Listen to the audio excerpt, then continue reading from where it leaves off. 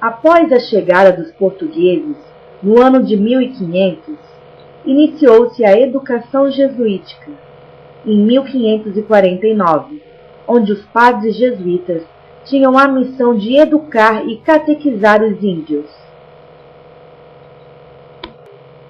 No ano de 1760, ocorre a Reforma Pombalina, onde o Marquês de Pombal expulsa os jesuítas no objetivo de tornar a educação responsabilidade do Estado.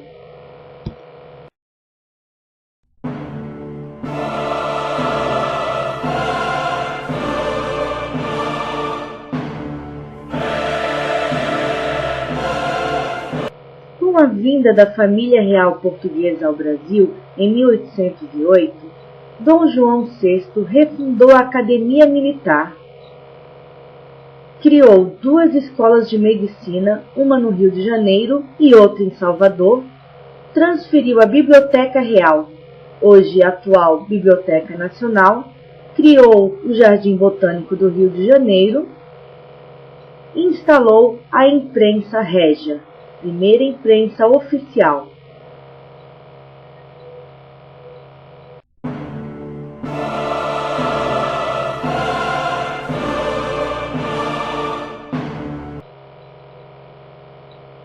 Em 1821, Dom João VI volta para Portugal.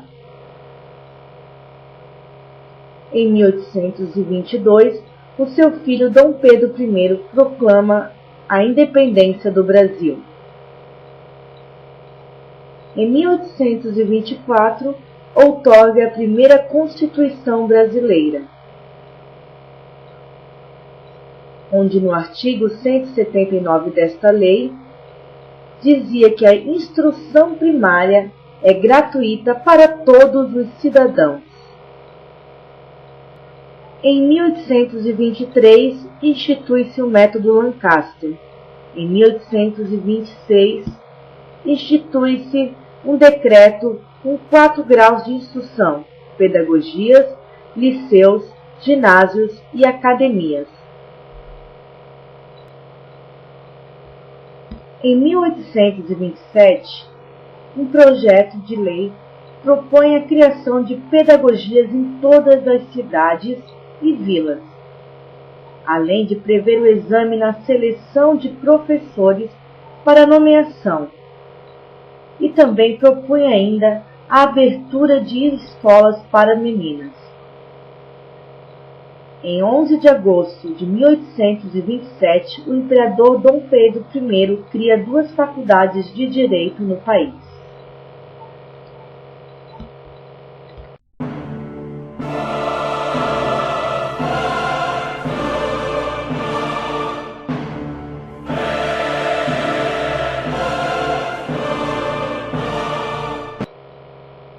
Após a proclamação da República, o país adotou um modelo político estadunidense presidencialista.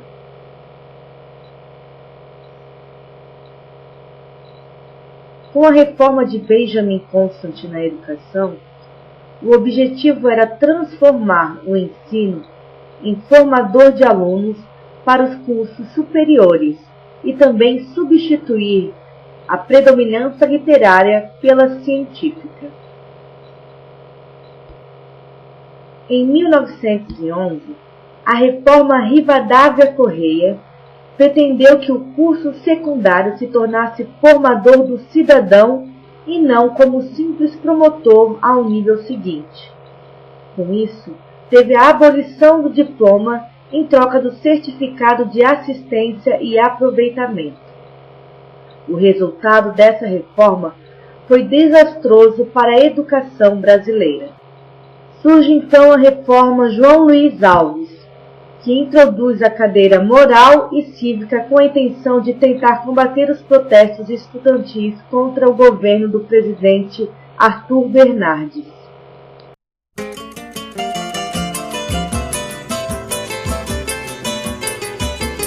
A década de 20 foi marcada por diversos fatos relevantes no processo de mudança das características políticas brasileiras.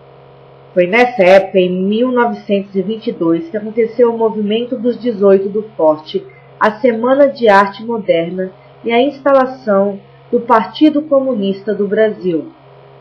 Já no ano de 1924, ocorreu a Rebelião Tenentista e também a Coluna Prestes.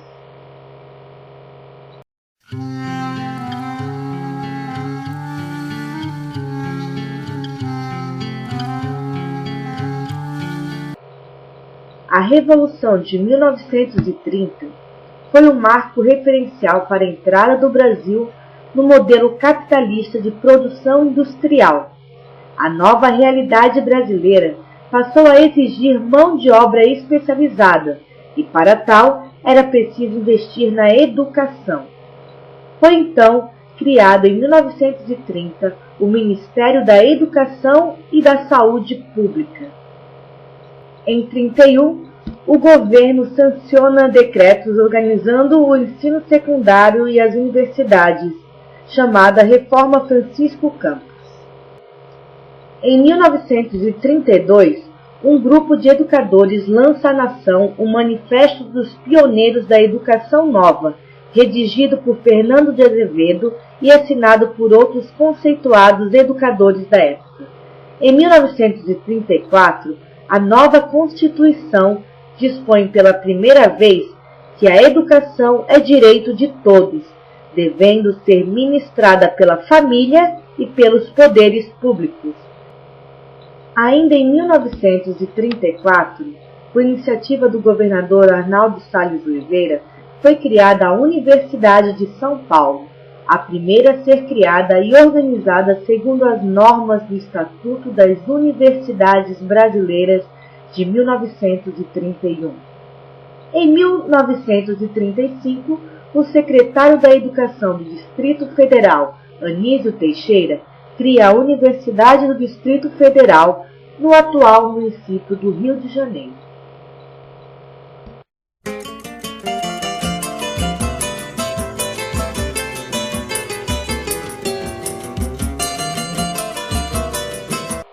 Em 1937, é outorgada uma nova Constituição. A orientação político-educacional para o mundo capitalista fica bem explícito que a nova Constituição enfatiza o ensino pré-vocacional e profissional. Por outro lado, propõe que a arte, a ciência e o ensino sejam livres, tirando do Estado o dever da educação. Mantém ainda a gratuidade e a obrigatoriedade do ensino primário. O contexto político do estabelecimento do Estado Novo faz com que as discussões sobre as questões da educação, profundamente ricas no período anterior, entrem numa espécie de hibernação. Marca uma distinção entre o trabalho intelectual para as classes mais favorecidas e o trabalho manual, enfatizando o ensino profissional para as classes mais desfavorecidas. O ensino ficou composto, neste período, por 5 anos de curso primário, 4 anos de curso ginasial e 3 anos de curso colegial.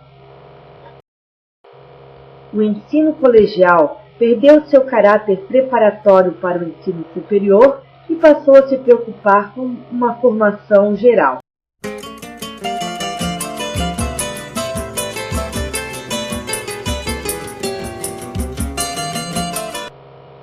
A nova Constituição na área da educação determina a obrigatoriedade de se cumprir o ensino primário.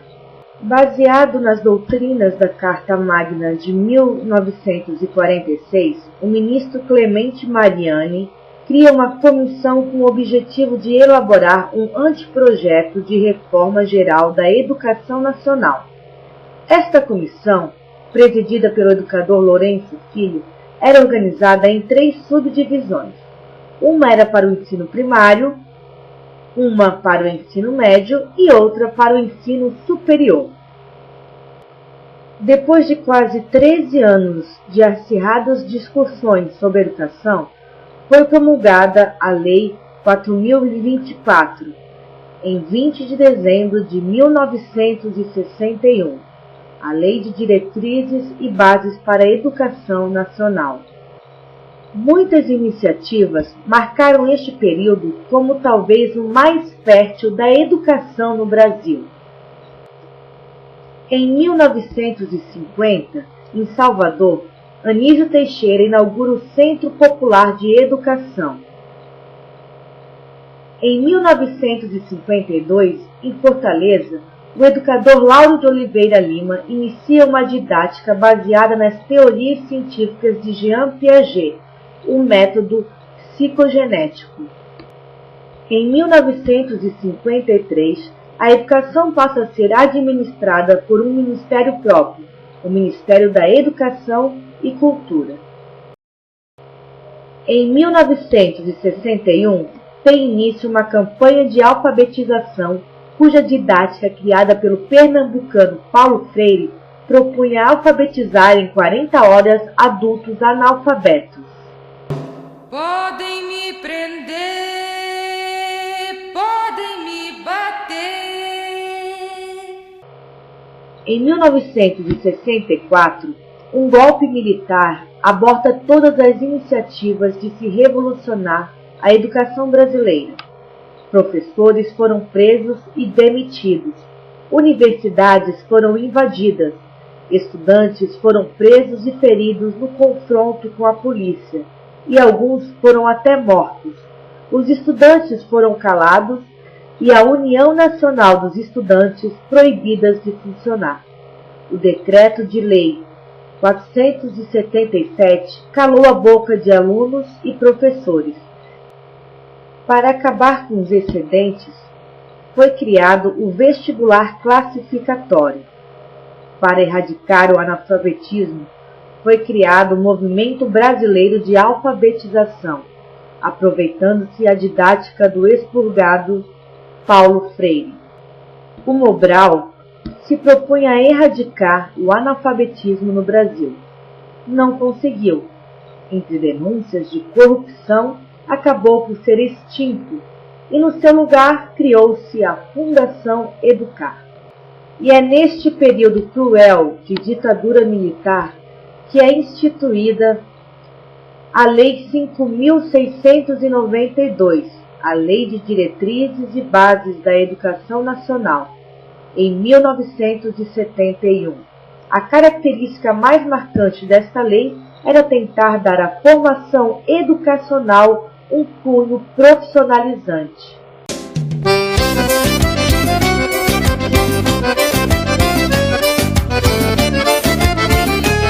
Com o fim do regime militar, a discussão sobre as questões educacionais já haviam perdido seu sentido pedagógico e assumido um caráter político. Impedidos de atuarem em suas funções por questões políticas durante o regime militar, profissionais de outras áreas, distantes do conhecimento pedagógico, passaram a assumir postos na área da educação e a concretizar discussões em nome do saber.